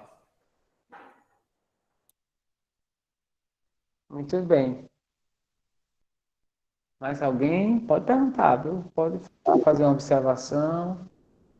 Padre, tem aqui um questionamento da Adêmia no chat. Deixa eu ler para o... Ela fala assim: o individualismo hoje está muito forte e muitas vezes nós, enquanto catequistas, não damos esse testemunho de ligação à vida comunitária. O que fazer para esse catequista, que deveria ser o primeiro a dar testemunho, é muitas vezes aquele que faz crítica, não acolhe o irmão e não vive essa comunhão? Primeira coisa, comece por você, a fazer diferente do que ele faz. Né? Primeira coisa, comece por você, a fazer diferente, fazer de acordo com a vontade de nosso Senhor. E seja luz para ele. Porque, veja, a conversão é um processo interior, né? A conversão acontece de dentro para fora, não é de fora para dentro. Por isso que Jesus diz no Evangelho dele, não é o que entra que mata o homem, mas é o que sai de dentro do homem. Então, o que é que eu devo ser para aquele que está no mau caminho? O que é que eu devo ser para aquele que não corresponde à vontade de Deus? Devo ser luz, devo ser sal, devo ser fermento. Né? Eu devo ser sinal de Deus para o outro. Por exemplo, quando Paulo se converte, todos os cristãos ficaram com medo. Né? Todos os cristãos ficaram com medo. E aí Barnabé disse, Senhor, esse tal de Paulo perseguia, vive perseguindo, colocando na prisão os cristãos, até matando. Como é que você quer que eu acolha ele na minha casa? Mas peraí, Jesus diz, eu vou fazer dele um grande instrumento para a evangelização dos pagãos. Pronto. Então, o que é que São Paulo fez? Anunciou, não foi grande, por isso que é chamado de apóstolo, embora não tenha sido, né? Do grupo dos 12. Então, se o outro é individualista, se o outro é arrogante, se o outro é isso, aquilo outro, eu devo fazer a minha parte, rezar por ele e ser luz na vida do outro. Porque quem converte não sou eu, quem converte é nosso Senhor Jesus Cristo. Reze, viu? Você que fez a pergunta, reze pelo outro. Seja luz na vida do outro. Não se prenda aos defeitos do outro, senão você fica, você sobra. Aí vai se tornar igual ao outro, né? Mas reze, seja luz na vida do seu irmão. É assim. E assim a igreja cresceu, viu? Olha, esses grandes santos que a igreja tem, né? Eles resistiram a muito individualismo, a muitas críticas, né? A muitas dificuldades. Passaram por cima, né? É tanto que São Francisco gritava nas ruas de Assis, o amor não é amado. O amor não é amado. Santo Inácio, Santo Afonso de Ligório dizia assim, tudo para a maior glória de Deus. Então, passava por cima de tudo, não queria nem saber. Eu faço tudo para a maior glória de Deus. Quantas críticas, né? Quantas ameaças, quantas perseguições. Jesus passa 3 anos com os discípulos, mais ou menos, prestes a sofrer a paixão. Jesus vai rezar, passar a noite em vigília no Horto das Oliveiras, um lugar muito bonito. E eu estive lá, graças a Deus, e ninguém está rezando com Jesus. Imaginem. Mas Jesus não se revoltou e disse, pai, é por isso que o senhor quer que eu dê a vida? Eu desisto agora. Não. Jesus vai lá e reclama. Vocês são capazes de rezar comigo uma hora? Mas não tem nada não. Pai, afasta de mim esse cara. Mas que não seja feita a minha vontade, mas a tua. Então, a gente resiste a essas questões de individualismo, egoísmo, não sei o quê. Esse povo que é do contra, pela oração e pelo testemunho. O caminho é esse. E veja, hoje mesmo eu faço 11 anos, né, de sacerdócio. Quantas dificuldades, quantas pedras no caminho, né? Quantas pedras no caminho, mas o meu ideal é Nosso Senhor. Né? São Paulo dizia, viver para mim é Cristo, morrer é lucro. Por que era lucro para São Paulo? Porque ele ia encontrar com Nosso Senhor. Né? Então, quantas dificuldades nesta vida de 11 anos de sacerdócio. Quando eu olho assim, meu Deus, quanta coisa, né? Mas eu vou dizer o quê? Foi Nosso Senhor quem tudo fez. Né? Foi Nosso Senhor quem tudo fez. Então, não se prendam aos defeitos dos outros. Não se prendam ao outro que murmura, que reclama, que vive incontente, né? Que vive... Né? Reze pelo outro, seja luz na vida do outro e as coisas seguem. Está desligado, você disse amém, eu acho. Foi. Eu disse amém. Se alguém tiver mais alguma pergunta... Padre Valmir, André, da Paróquia Nossa Senhora Auxiliadora, aqui do Estado Gomes. Não é bem uma pergunta, mas é algo que o senhor vem falando durante esse encontro e que para mim, particularmente, tocou muito, que é essa questão de sermos luz, né? Sermos cristãos luz. O meu avô, meu sábio avô, que foi um dos meus catequistas de muito tempo, ele dizia, meu filho, vai chegar uma época que talvez nós cristãos, católicos, teremos que orar, rezar, e como antigamente, escondido, né, em reuniões escondidas, porque seremos a minoria e perseguidos. Eu espero que nunca aconteça isso, que Deus nos conduza. Mas, assim, com isso e algumas coisas, eu sempre vinha com problemas. Eu acho que outras pessoas achavam que a gente tinha que ser a maioria, que a gente que todos tinham que seguir o caminho. Não. Na minha maturidade, eu vim aprendendo que a gente tem que ser luz. A gente tem que mostrar para as pessoas que o Senhor está presente, está no nosso coração. E a gente tem que fazer também uma autoanálise e ser, como o Senhor disse, aquela pessoa que é orante, que ama a Deus, que demonstra esse amor.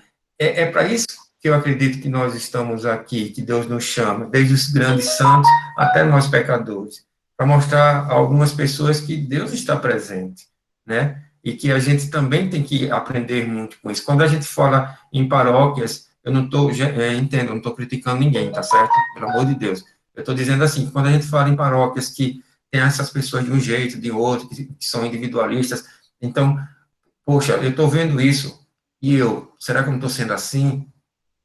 Então, também se resguarda um pouco e procura fazer uma outra análise, assim. Nós estamos nesse mundo e a gente não está também livre de muita coisa, não. Às vezes a gente acha que está no caminho certo e não está. Então, assim, eu gostei muito do que o senhor vem dizendo, nas entrelinhas, vem me preenchendo aqui algumas coisas, né? Dessa questão de que nós não precisamos ser muitos, não precisamos ser absolutos, nós precisamos apenas entregar aquilo que Deus quer, a sua palavra e o seu amor, e ser luz, e tentar ser luz para os outros, e ser luz para nós mesmos também. Muito bem, deixa eu só apanhar a caneta aqui. Olha, André, não é isso? André. É. E a Poliana, é Poliana? É isso? Quando a igreja foi muito, ou seja, quando a igreja era multidão, a igreja produziu pouco, certo? Por exemplo, a partir do século IV, né, a igreja começou a produzir pouco. Quando a igreja era perseguida, que era a minoria, né, a igreja produziu muito. Depois da cristandade, a igreja passou a produzir pouco. Depois rompeu com o império. E aí a igreja passou a sofrer muito e produziu muito mais. Certo? Produziu muito mais. Né? A fé chega a nós por meio do testemunho de muitos. E a palavra testemunho está associada à palavra martírio, martiria. Né? Quem são os mártires? Os mártires são aqueles que deram o sangue, a vida por Jesus. Certo? São aqueles que deram a vida por Jesus. Então, a igreja, né, é marcada por esses homens e mulheres canonizados e não canonizados, né, leigos do dia a dia que a gente conheceu. E tem dado a vida pela palavra de Deus. E leigos que não estão presos às amarras da inveja, do egoísmo, da ganância. Segue. Né? Fazer o alvo é Jesus Cristo. Se a gente olha de lado, fica. A meta é Jesus e o seu reino. Não se escandalize se na sua comunidade ou no seu grupo de catequista tem gente individualista, egoísta, né, egocêntrico, gente que gosta de aparecer. Não se escandalize. Por quê? O pecado entrou na nossa história, nós éramos totalmente divinos, né, seres humanos, mas cheios da graça de Deus. O pecado entrou na nossa história e nos desfigurou. Até hoje nós sofremos a influência de um coração endurecido, como diz Jeremias. Está vendo a necessidade de ouvir e meditar a palavra de Deus? O pecado entrou na nossa história e desordenou. Então nós sempre vamos encontrar na igreja gente, e nós somos também, viu, defeituosos. Só que tem gente que deixa isso bem mais claro, os defeitos.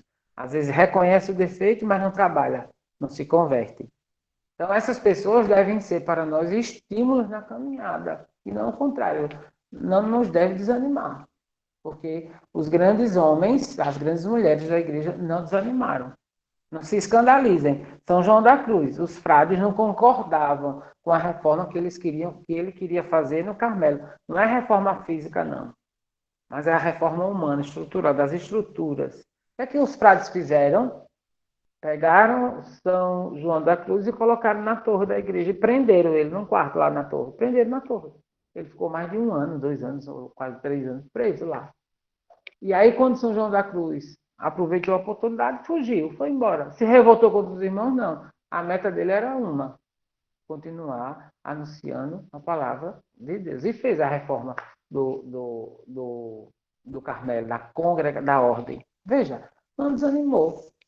Santa Rita, eu dizia isso para alguém hoje. Santa Rita foi jovem, queria ser religiosa, não teve condições, porque a família não queria, tinha que casar, casou, teve um marido que era um bandido e teve 2 filhos. Né? Mas aí ela rezou, o marido se converteu. Contudo, como ele tinha feito muito mal, o que é que aconteceu? Ele foi morto. E aí Santa Rita reza, para que os filhos não tenham o mesmo fim. E eles morrem. E aí ela decide fazer o quê? Entrar no convento. Ser religiosa. Só que as freiras tinham medo de virem matar ela dentro do convento. E as freiras não queriam que ela entrasse. Um dia Nosso Senhor, deixa ela, faz ela chegar dentro do convento. Mas ela não desistiu do seu ideal. E todo mundo achava ela meio esquisita, né? Depois perceberam que aquela mulher, que foi tão rejeitada, né, para não ingressar no convento, era uma mulher de Deus.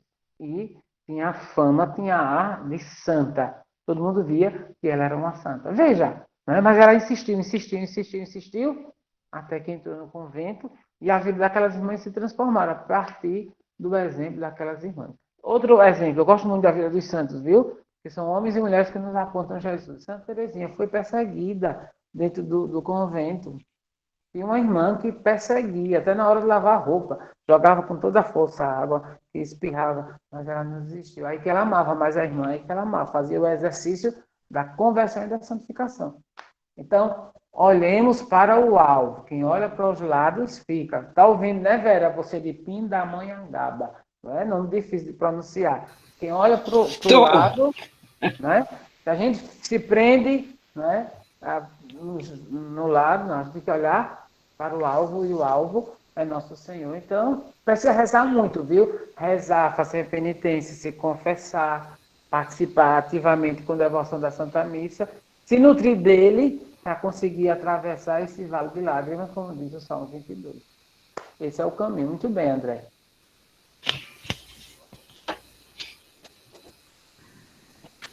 Bom, padre, parabéns. Quem vai falar? Amém. Alguém está falando. Sou abençoado, padre. Everson. Deus abençoe, meu filho. Sou daqui do Vegel, sou catequista da catequese de infância das crianças, né? Sou daqui do Vegel, tenho 19 anos. Só uma breve partilha, né, em relação à nossa situação daqui da catequese do Vegel. E muito semelhante àquilo que Vera falava, é muito sofrido, né? Mas o próprio Evangelho vai dizer que não há sofrimento, não há glória. Que por muitas vezes a gente, como catequista, a gente deve transparecer o verdadeiro Cristo, né? Como eu me recordo também de uma vez que eu partilhava em uma das formações, que um religioso, um sacerdote, um cristão, né? É um grito de Deus aqui na Terra. Aquele cristão que realmente assume o cristianismo, assume seu compromisso com Deus. É um grito de amor de Deus pela Terra, né? E esse grito de amor que a gente deve passar para os catequizandos, passar para os adultos, adolescentes. Porque por tantas vezes a gente, na minha realidade, né? Quantas vezes minha cabeça vira em preocupação porque os meninos vão sair antes da missa porque o pai vai levar para uma festa. Porque os meninos vão sair antes da missa porque a mãe tem que fazer o cabelo e não tem que ninguém busque ele. Essas coisas assim pequenas, né? Mas a gente esquece o quão grande é a graça que Deus nos dá de sermos catequistas, né? De sermos aquele que dá a formação para verdadeiro cristão. Um sacerdote hoje só existe porque teve um verdadeiro catequista. Um religioso só existe hoje porque teve um verdadeiro catequista que mostrou que era a vocação, né? Que mostrou que era o amor de Deus. E por muitas vezes a gente tem que realmente fincar nisso, né? E se vai ter sofrimento, vai ter dor, vai ter luta, vai ter guerra, realmente. Mas essa luta, essa guerra, o próprio Cristo passou, né? Porque a gente não vai passar. E a gente é aquela certeza, né? Que por toda essa dor que a gente passar, é a certeza da glória eterna, né? Que um dia a gente vai estar perto do nosso Senhor. É isso, Padre, sua bênção. E meus parabéns pelos 11 anos de sacerdócio. Muito bem, menino. Você sabe o que diz. Muito bem. 19 anos, catequista. Que coisa boa ouvir isso de você. Veja, quando a Virgem Maria com São José vão ao templo apresentar Jesus, que era um costume, né? O Simeão diz aquela... Veja, Nossa Senhora não tinha noção, Nossa Senhora não tinha ideia de que era mãe do Senhor. Tem essa ideia completa, perfeita, como tinha na cruz. Então, ela vai amadurecendo na fé, né? O anjo do Senhor anuncia que ela vai ser a mãe, ela concebe. Ela diz aqui, a serva do Senhor, faça-me segundo a vossa palavra. E ela fica grávida e dá luz, mas ela vai entendendo aos poucos, Ela não tinha a ideia completa de que era a mãe de Salvador. Nem Jesus, quando nasceu, tinha essa ideia completa de que era o Salvador. Mas eu estou querendo falar de quê? Quando Simeão olha para Nossa Senhora, ele diz, quanto a ti, uma espada de dor vai atravessar a tua alma. Uma espada de dor significa, atravessar a alma significa a vida. Ela sofrerá. Simeão estava dizendo que ela ia sofrer. Né? Depois Jesus diz, quem quiser ser meu discípulo, venha após mim, tome a sua cruz e me siga. Então, a cruz sempre vai existir na nossa vida. Certo? Sempre vai existir na nossa vida. Na vida do padre, na vida do casal, tem muitos casais aqui, na vida do solteiro, na vida do cristão, a cruz sempre vai existir. Então, é carregar com amor a cruz. Por isso que Santa Rita traz flores e uma cruz. Santa Teresinha também, né? Santa Teresinha também traz a cruz. E tantos santos trazem a cruz. Porque a cruz é o tripé para a nossa salvação.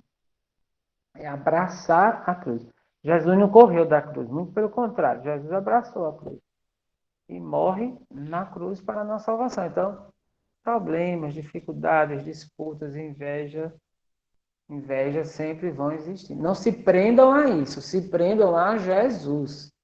Críticas, vai ter de tudo, coisa do cão mesmo, coisa do cão.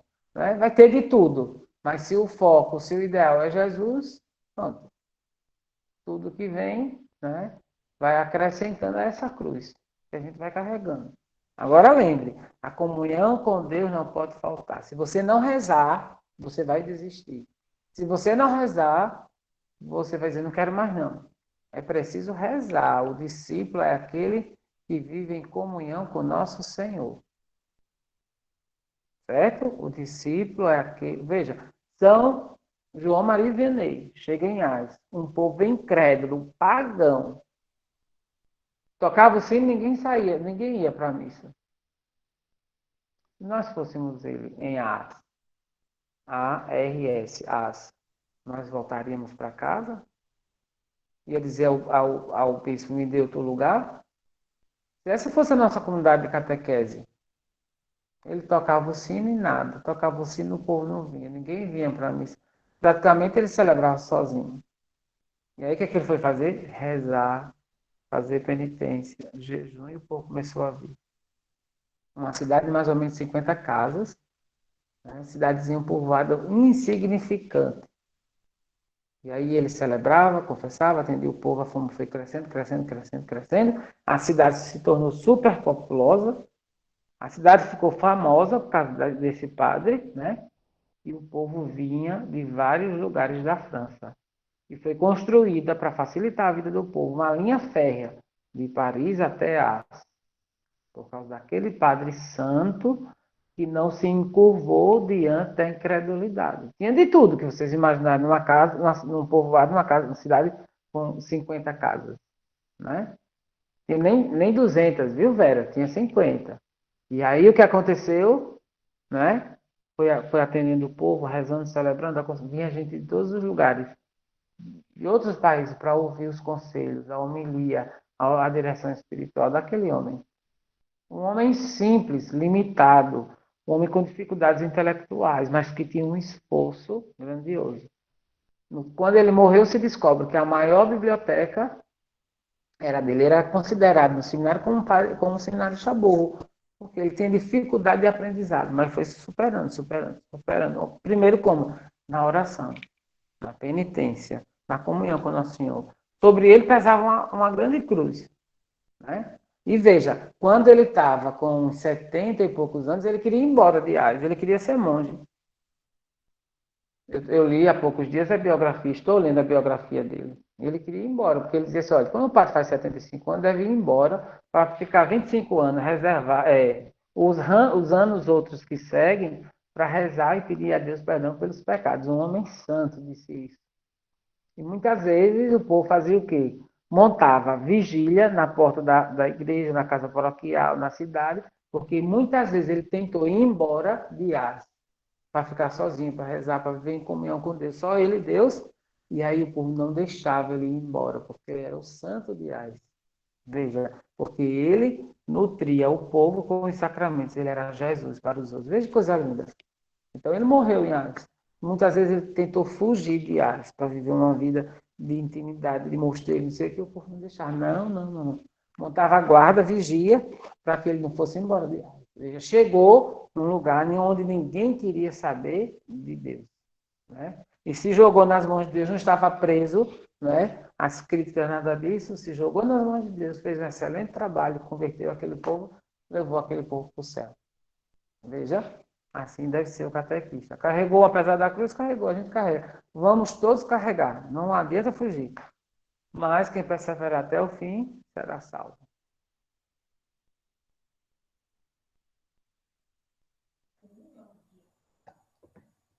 E aí?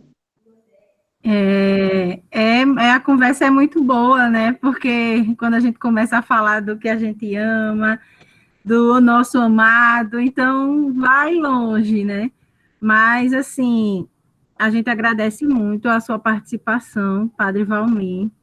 Hoje foi um dia muito especial, as formações cada dia, né? Estão sendo maravilhosas. E a de hoje veio mesmo para esquentar o coração, alegrar, né, dar aquela impulsionada. Então, assim, o horário já está estendido, né, vamos encerrar. 1h50 já, 1h50, estou vendo aqui.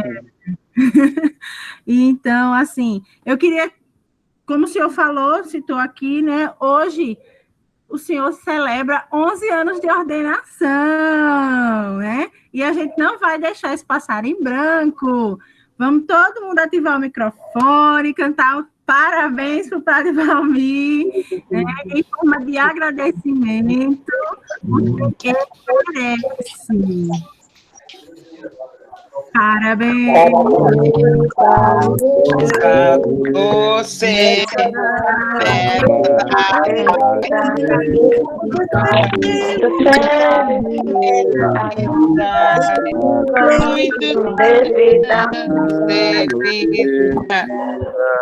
Padre Valmir, será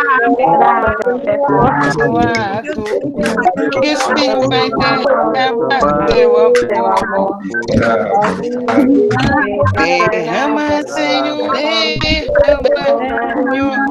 derrama sobre ele teu amor. Derrama, Senhor, derrama, Senhor, derrama sobre ele teu amor. Derrama, Senhor, derrama. E também, né, agora entregando, né, a sua missão, o seu sim, a Nossa Senhora, vamos todos rezar uma Ave Maria pelo Padre Valmir, pela sua missão, que não é fácil, a gente percebe, mas que ele cumpre com muito zelo, muita dedicação, com louvor. Ave Maria, Maria, cheia de graça, o Senhor é convosco. Bendita entre as mulheres, bendito é o fruto do vosso ventre, Jesus. Santa Maria, Mãe de Deus, rogai por nós, agora e na hora de nossa morte. Amém.